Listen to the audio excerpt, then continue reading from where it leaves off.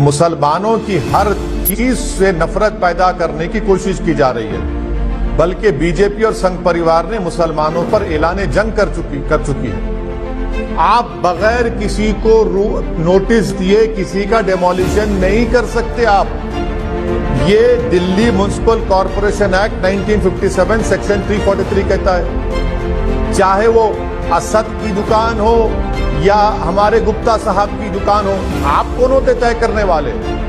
क्या अप्रैल 20 को बीजेपी दिल्ली के चीफ ने लेटर नहीं लिखा कि ये पत्थरबाज हैं, इन लोगों ने इस तरह का काम किया है, इनके कारोबार को, इनकी दुकानों को, घरों को तोड़ दिया जाए? वो लेटर लिखा उन्होंने।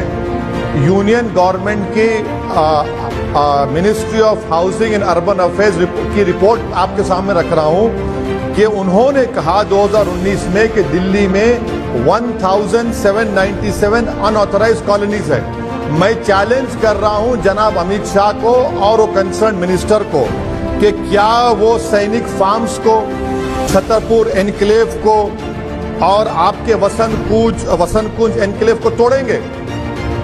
1797 अनऑथराइज्ड कॉलोनीज तोड़िए ना। आप कौन कह रहा है आपको नहीं तोड़ने के? तोड़ के दिखाइए, क्योंकि वो अमीरों के महल हैं। आप गरीबों की झोपड़ी, गरीबों के रोजी रोटी को बर्बाद करेंगे, मगर अमीरों के महलों को कभी आंच आने नहीं देंगे आप।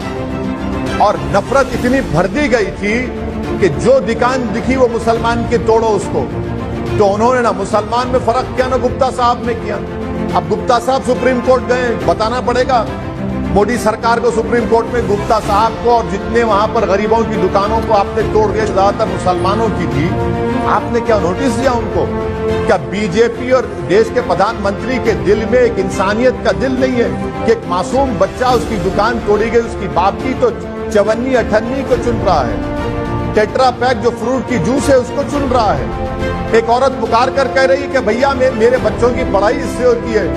एक घर है जिसका स्टेयरकेस आपने तोड़ दिया, ऊपर 8 लोग घर में बैठे हैं। ये आपकी इंसानियत है, ये आपकी गरीबों से मोहब्बत है।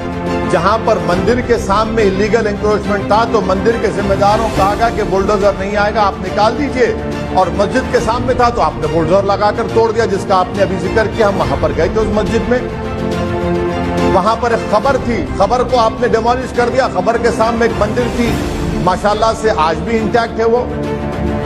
इसीलिए तो मैं कह रहा हूं कि बीजेपी मुसलमानों पर एक जंग का ऐलान कर चुकी है और कलेक्टिव पनिशमेंट देना चाहती है मुसलमानों को।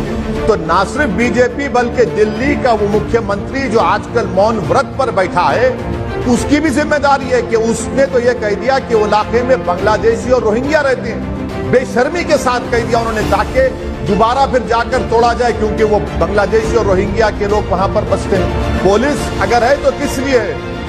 सरकार जज, जूरी, एग्जीक्यूटिव का काम करेगी क्या? देश के प्रधानमंत्री चीफ जस्टिस ऑफ इंडिया भी बन चुके हैं क्या? देश के प्रधानमंत्री पुलिस के पावर्स भी ले चुके हैं, और देश के प्रधानमंत्री कहेंगे कि असदुद्दीन ओवैसी देश के लिए खतरा है, उसको गोली मार दो, तो क्या गोली मार देंगे?